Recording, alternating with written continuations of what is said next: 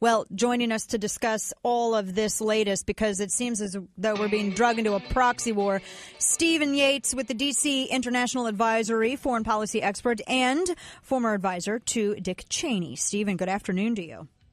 Hi, Dana. Good to be with you. This whole story makes me feel a little bit like Chicken Little. The sky is falling. The sky is falling. Iran has 4,000 troops at the border now. Our administration is going to be arming these rebels who it seems as though this is all deja vu. We didn't know who the rebel forces were really in Libya, except that we knew a lot of them were Taliban. Now we know that, or at least al-Qaeda is fighting along these rebels. This seems, we don't have any business being here. This seems all very bad, Stephen. Very, very bad. Well, I'm always happy to be on to talk about positive and simple problems. But this is a deep, deep mess. I do believe that we have national interests at stake in Syria. The problem, for my mind, is that the time to try to do things to influence events there was about 2 years ago. And that one of the contributing factors to the large influx of foreign fighters that seems to have really accelerated in the last couple of weeks, with Hezbollah becoming much more prevalent in Iran, announcing thousands and thousands of foreign fighters to come in. I mean, neglect has not left this a very simple place to deal with. Problem is, there's still the chemical weapons dangers to try to get our handle on somehow. And there's the danger to neighboring states like Jordan that's being overwhelmed by refugee flows. And should Jordan fall, there's just that much more of a burden on Israel's border. It's not all about Israel in terms of American national security, just the sense that this is getting to be a broader regional and sectarian problem that we just can't know when it might actually become clear and present to us.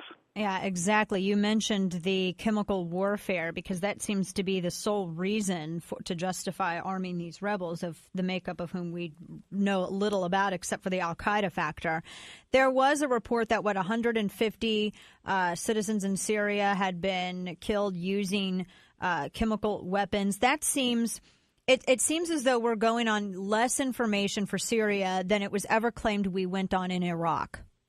That's true. And there's so many problems with the administration trying to say what it's trying to do now. I mean, number one, Marco Rubio's summary was pretty good on this, except he gave him credit for, at this point, coming up with a simple strategy towards Syria. I defy any American to say what this administration's objective is in Syria. All they've talked about is occasional tactics, whether there'll be meetings, sanctions, and now small arms. I don't know that really makes any difference in terms of shaping the outcome of the conflict. No discussion about, do we have a regional strategy to try to weaken or push back Islamist forces? If so, that's going really badly.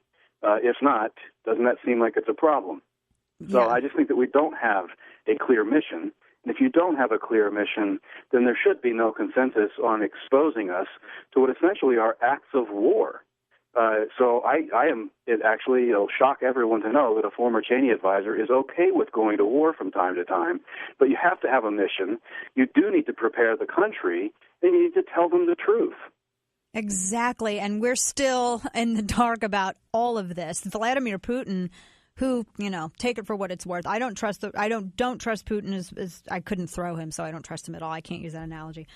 He's way bigger than me. But he had said that, Syrian rebels eat their enemies' organs. And he, of course, is referencing this notorious video where you have one of these extremists who apparently ate somebody's liver, apparently like Silence of the Lambs style. I will say this. If anybody knows about the extremist elements over in that part of the world, Putin has dealt with this with Chechnya. He would know something a little bit about that. He's firmly aligned with Assad. So this puts us directly opposed to Russia. And is it safe to say, or is it even accurate to say, that this is sort of basically a proxy conflict at this point?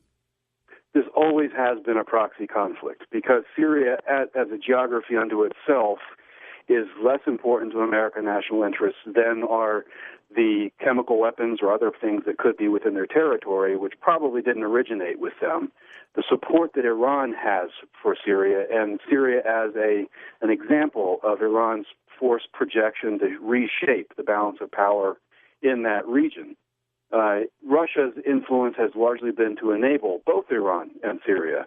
It's not as though Russia has been an innocent bystander in the question of nuclear weapons development in Iran, and they haven't been an innocent bystander in the conflict in Syria to this point.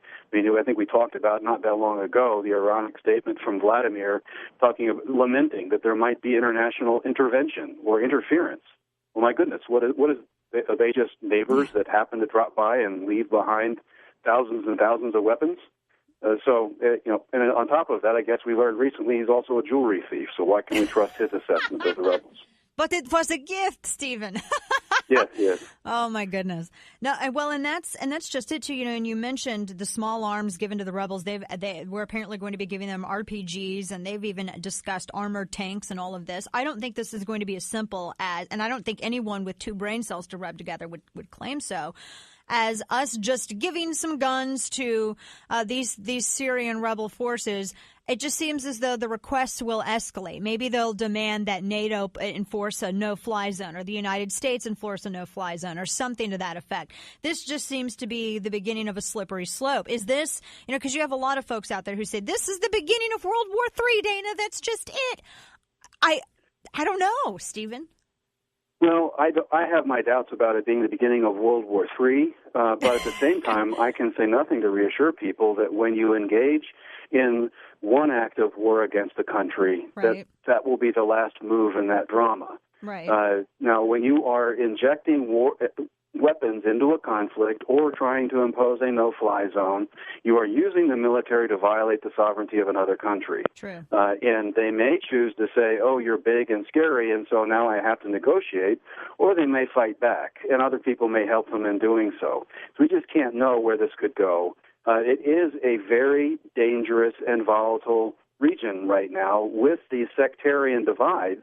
You have people motivated to fight to the death on this. It's not a question of negotiating whether I can accept your interpretation of my religion or we'll make a compromise. They're willing to kill anyone they find that opposes them. It's not really a very happy or healthy set of circumstances to come to some kind of peaceful conclusion. Unfortunately, I think that the advantage has started to tip towards Assad. He has a much more organized base of support. I don't blame the rebels who aren't necessarily the Islamist types, who basically, look, they have almost 100,000 of their own citizens that have been killed.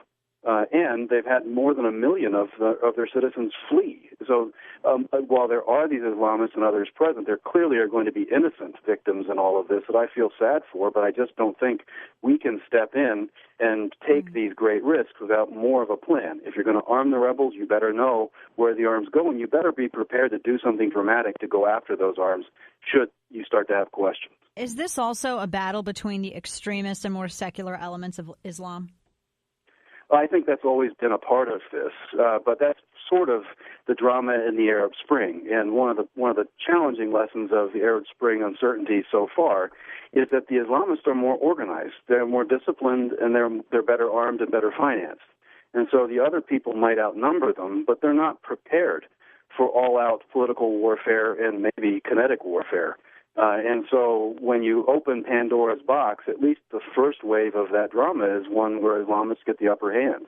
Oh, gosh. Well, this is going to be, I just feel as though we're going to need to dig in because this is going to be a long experiment in foreign policy for this administration. Stephen Yates, DCIadvisory.org. Always a pleasure, Stephen. One day, you'll be on here talking about kittens and sunshine, and we won't have anything bad or scary to discuss.